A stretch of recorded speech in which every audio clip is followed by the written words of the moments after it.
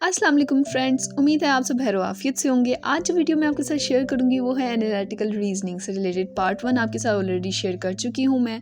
ये पार्ट 2 की वीडियो है, आपने कम्प्लीटली देखना है। इसमें भी प्रैक्टिस प्रॉब्लम्स आपको मिल जाएंगी बहुत अच्छी सॉल्यूशन के साथ। तो चलिए without any further due let's get started. Statement number 1 है हमारे पास, a railway track from Lahore to Islamabad consist of 6 main stations PQRXYZ। 6 station बताए गए हैं लाहौर से इस्लामाबाद की ट्रेन के लिए। Train run according to the following conditions. अब कुछ कंडीशंस हैं जिसमें बताया गया ट्रेन किस स्टेशन से किस स्टेशन तक जा सकती है। तो P से Q तक पहली कंडीशन के अकॉर्डिंग। देन आपके पास सेकंड कंडीशन है Q से P की तरफ ट्रेन जा सकती है, Q से R की तरफ। देन थर्ड में R से X की तरफ जा सकती है, देन X से Q की तरफ भी जा सकती है, X से Y की तरफ भी जा सकती है, Z से P की तरफ, Z से Y की तरफ, Z से R की तरफ जा सकती है। एंड देन आपकी कंडीशन 6 में Y से X की तरफ भी जा सकती है ट्रेन। अब लास्ट कंडीशन में एक स्टेटमेंट लिखी है, it is possible to transfer a station for another train. यानी आपने किसी ट्रेन तक पहुंचना है ना, तो आपको स्किप करके एक स्टेशन जा सकते हैं, यानी उसे ट्रांसफ़र कर सकते हैं।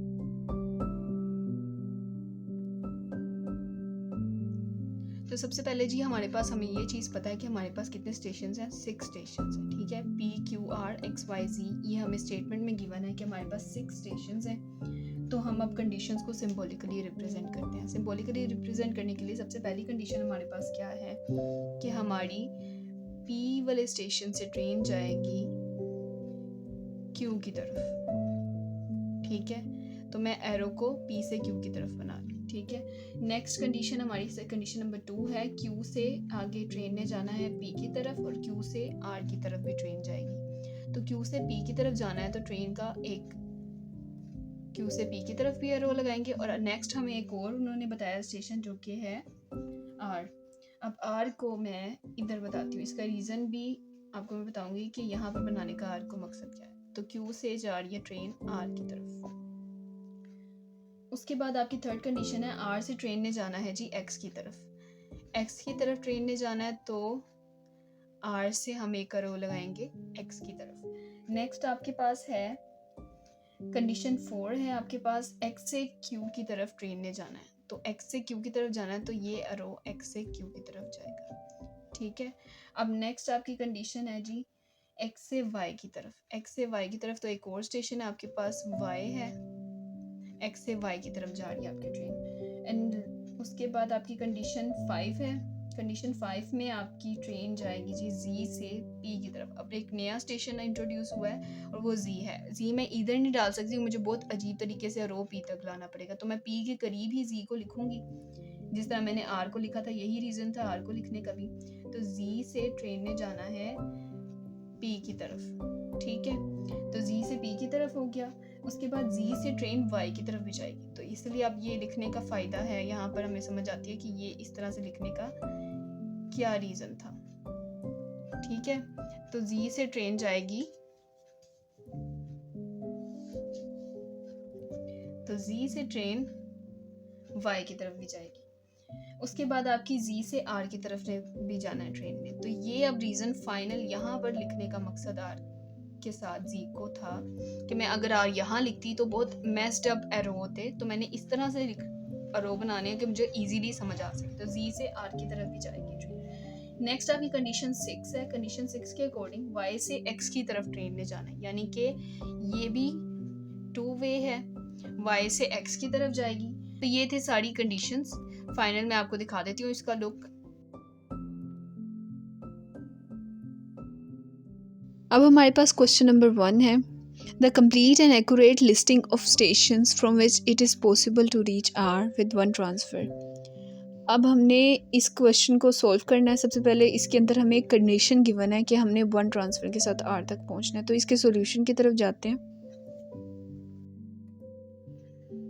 क्वेश्चन की स्टेटमेंट हमें गिवन है कि हमने क्या करना है, आर तक पहुंचना है। हमारी डेस्टिनेशन क्या है, आर तक हमने पहुंचना है। और हमारा एक उन्होंने कंडीशन और उसके अंदर रखी है कि आर तक आपने वन ट्रांसफर के साथ पहुंचना है। तो आपकी डेस्टिनेशन आर है और वन ट्रांसफर के साथ आपको आर तक पहुंचना है। तो अब हमारे पास मल्टीपल रूट्स हैं जिसके जरिए हम आर तक पहुंच सकते हैं। अगर मैं पी से देखूं, पी से स्टार्ट करते हैं। फ्रॉम पी मुझे कितने ट्रांसफर रिक्वायर्ड है आर तक पहुंचने के लिए, तो उसका जो पाथ बनेगा वो ये वाला होगा। P से Q और Q से R। तो P से R तक पहुंचने के लिए मुझे ये ट्रांसफ़र रिक्वायर्ड है। लाइक मुझे ये वाले पाथ के ज़रिए P से R तक पहुंचना पड़ेगा। तो इसमें मुझे एक स्टेशन स्किप करना पड़ा जो कि क्या है Q। तो P से R तक पहुंचने के लिए मेरा एक ट्रांसफ़र रिक्वायर्ड है। Q का आपका ट्रांसफ़र है।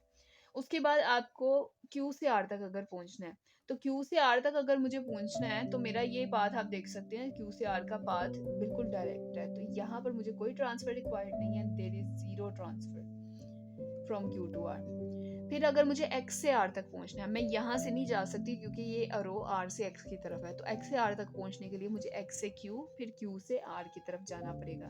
तो इसके लिए मेरा पाथ बनेगा ये वाला। इसमें मुझे Q को ट्रांसफ़र करना पड़ा है बीच में। तो इसमें कितने रिक्वायर्ड हुए? X से R तक पहुंचने के लिए 1 ट्रांसफ़र रिक्वायर्ड है। Y से R तक पहुंचने के लिए मुझे पहले Y से X की तरफ जाना पड़ेगा, फिर मैं X से Q की तरफ जाऊंगी। तो इसका पाथ होगा जी Y से X, फिर X से Q, फिर Q से R।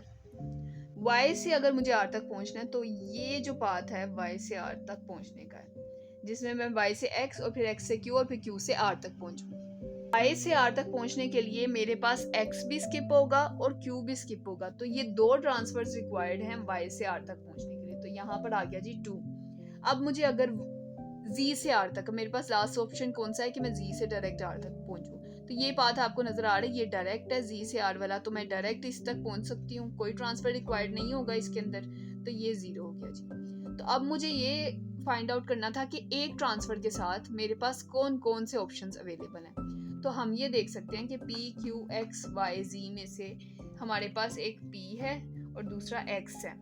तो P and X with 1 transfer, ये ऑप्शन होगा हमारे पास कि P और X के जरिए मैं एक ट्रांसफर के साथ पहुंच सकती हूँ R तक। नेक्स्ट क्वेश्चन नंबर 2 है हमारे पास, the greatest number of stations that can be visited without visiting any station more than once. इस क्वेश्चन में हमने मैक्सिमम स्टेशंस को पास करना है और हम किसी भी स्टेशन से एक से ज़्यादा दफ़ा नहीं गुजर सकते। इसका सोल्यूशन देखते हैं। तो अब हमने ये देखना है कि सबसे ज़्यादा हम कितने स्टेशंस कवर कर सकते हैं without crossing any station more than once. तो उसके लिए हम स्टार्ट करते हैं जी P से। P से हम चलना स्टार्ट करते हैं। P से अगर मैं चलूँ तो P से मैं Q की तरफ जाऊंगी, देन Q से मैं R की तरफ जाऊंगी, R से मैं जाऊंगी जी X की तरफ, X से मैं जाऊंगी Y की तरफ, Y से मैं अब कहीं नहीं जा सकती, वापस मुझे X की तरफ आना पड़ेगा और मैं क्रॉस नहीं कर सकती। तो इसलिए P से Q, Q से R, R से X, X से Y, ये मेरा पाथ एक बनता है जिसमें Z रह जाएगा। तो फिर मेरा क्या बनेगा? P, Q, R, X, Y, ये एक हो गया। इसमें मेरे पास 5 आ रहे हैं स्टेशंस। नेक्स्ट मैं चूज करती हूँ जी Z से मैं जाऊँ P की तरफ, फिर मैं P से जाऊँ Q की तरफ, फिर Q से जाऊँ R की तरफ, R से जाऊँ X की तरफ, X से जाऊँ Y की तरफ। तो अगर मैं Z से जाऊँ P की तरफ, फिर मैं Q की तरफ जाऊँ, फिर मैं आप R की तरफ जाऊँ, फिर X की तरफ जाऊँ, फिर Y की तरफ जाऊँ, तो इस तरह ये सारे स्टेशंस कवर हो जाएंगे और मैंने किसी को भी एक से ज़्यादा दफ़ा क्रॉस नहीं किया।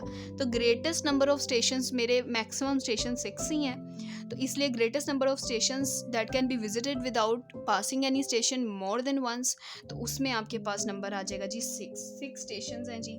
तो आपका ऑप्शन है C।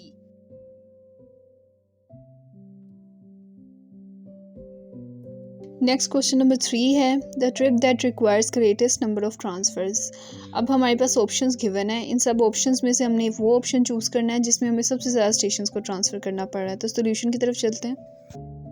ये हमारे पास पहले एक ऑप्शन गिवन है P से R का।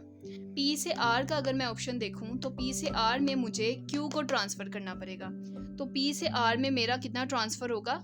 एक ट्रांसफ़र, ठीक है, यानी मुझे Q को बीच में पास करना पड़ेगा, ट्रांसफ़र करना पड़ेगा। नेक्स्ट आपका ऑप्शन B है Q से Y का।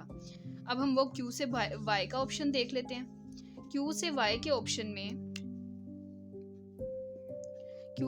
ऑप्शन में अगर मुझे Q से Y की तरफ जाना है तो मुझे पहले कहाँ जाना पड़ेगा? Q से R की तरफ,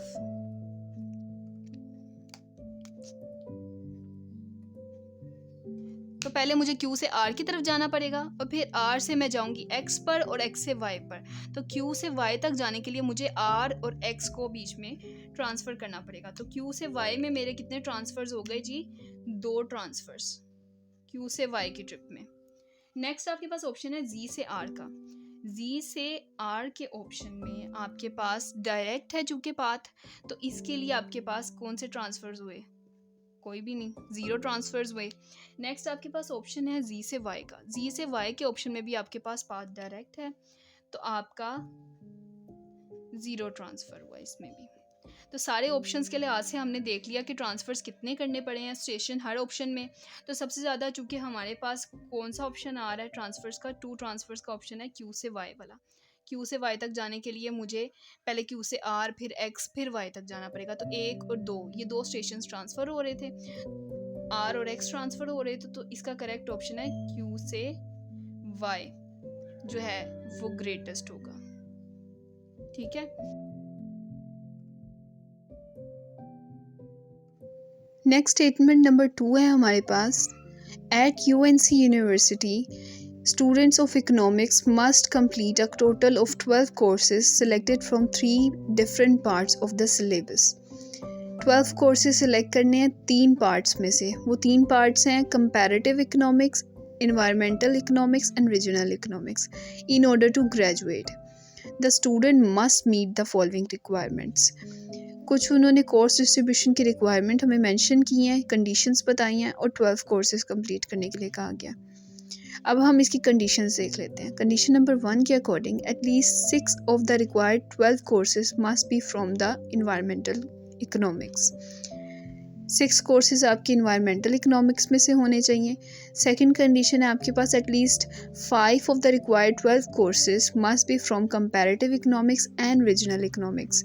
5 आपके कोर्सेज कंपैरेटिव और रीजनल में से होंगे, but at least 1 no more than 3 selected from comparative economics, और कम से कम 1 और 3 से ज़्यादा नहीं हो सकते आपके कंपैरेटिव इकोनॉमिक्स में से। तो ये आपके पास कंडीशंस और स्टेटमेंट गिवन है। अब हम इसको सिंबॉलिकली रिप्रेजेंट करके कुछ थोड़ा सा एनालाइज करके देखते हैं इस स्टेटमेंट को। स्टेटमेंट नंबर 2 को हम सबसे पहले सिंबॉलिकली थोड़ा सा लिखते हैं ताकि हमें कुछ चीज़ें इसकी क्लियर हो जाएं, उसके बाद हम इसकी क्वेश्चंस की तरफ जाएंगे। तो सबसे पहले सिंबॉलिकली हम इसको रिप्रेजेंट करेंगे। हमें इस स्टेटमेंट में गिवन है कि टोटल सब्जेक्ट्स जो हैं वो कितने हैं।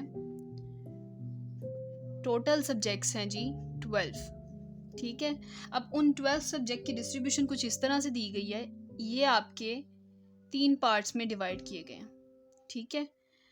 फर्स्ट आपका पार्ट जो है वो है कंपैरेटिव इकोनॉमिक्स,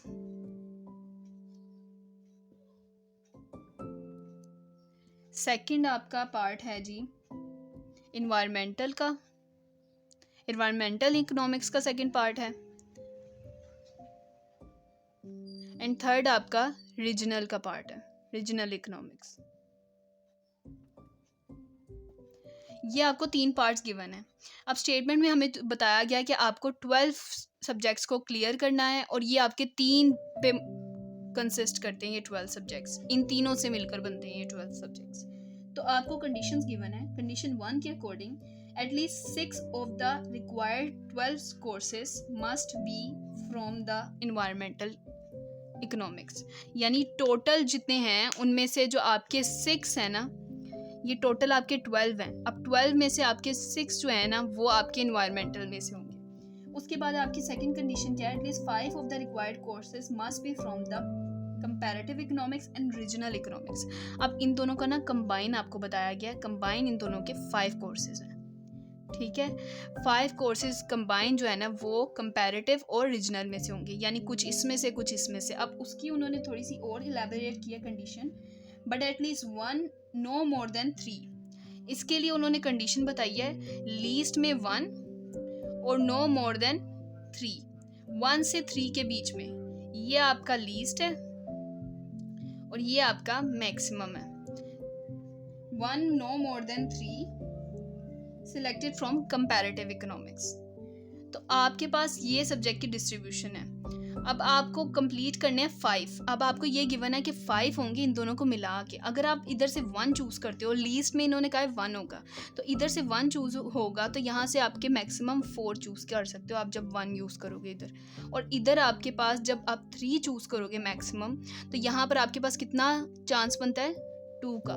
तो यानी कि 2 से 4 की इसकी रेंज बनती है अगर मैं 5 कोर्सेज के मार्जिन के लिहाज से देखूं। इस कंडीशन को थोड़ा एलैबोरेट किया मैंने आपके लिए कि यहाँ पर अगर मैं 1 चूज़ करूँगी तो वहाँ पर मैंने बाकी के 4 चूज़ करने हैं 5 कंप्लीट करने के लिए। उसके बाद अगर मैं यहाँ पर 3 चूज़ करती हूँ तो वहाँ पर मुझे 2 चूज़ करने हैं बाकी के कंप्लीट करने के लिए।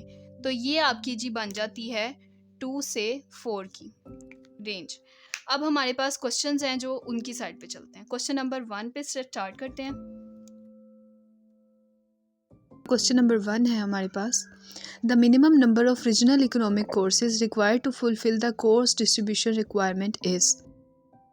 क्वेश्चन नंबर 1 के according the minimum number of regional economic courses हमने फाइंड आउट करने हैं required to fulfil the course distribution requirement. अब हमारे पास डिस्ट्रीब्यूशन की रिक्वायरमेंट यही थी कि आपको 12 कंप्लीट करने थे, जिनमें से मिनिमम 6 तो आपके इन्वायरमेंटल में से ही चले जाते हैं और आपके 5 इन दोनों को मिला के होते हैं। ठीक है, अब चूंकि 5 इन दोनों को मिला के थे तो उनमें से उन्होंने कहा कि 1 लीस्ट पे और मैक्सिमम पे 3 आप कंपैरेटिव से चूज़ कर सकते हो। जब आप लीस्ट पे 1 चूज़ करोगे तो यहाँ आपको 4 चूज़ करने पड़ेंगे ताकि 5 कंप्लीट हो जाए, और जब आप मैक्सिमम आप 3 चूज़ कर लोगे तो यहाँ आपको 2 मिनिमम चूज़ करने पड़ेंगे रीजनल की कंडीशन के अकॉर्डिंग। तो यही आपका आंसर है, आपको 2 कोर्सेज मिनिमम रीजनल के रिक्वायर्ड हैं to complete the course distribution. तो आपका आंसर क्या है यहाँ पर 2 कोर्सेज आपके पास रीजनल के हैं।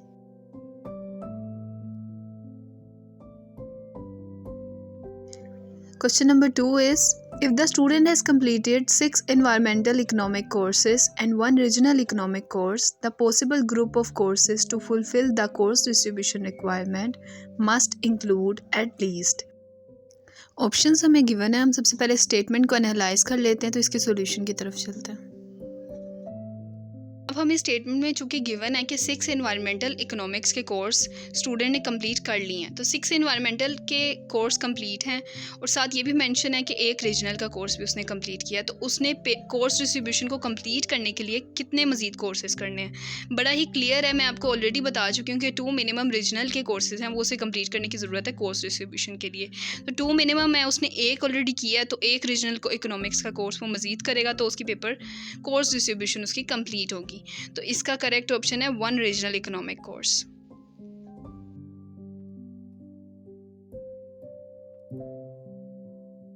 तो ये थे कुछ मज़ीद एनालिटिकल क्वेश्चंस जो मैंने आपके साथ शेयर किए। वीडियो पसंद आई हो तो ज़रूर इस वीडियो को लाइक कीजिएगा। कोई क्वेरी हो आप कमेंट में मुझसे पूछ सकते हैं। चैनल को सब्सक्राइब भी ज़रूर कीजिएगा। अपना ख्याल रखें। Thank you so much. अल्लाह हाफिज़।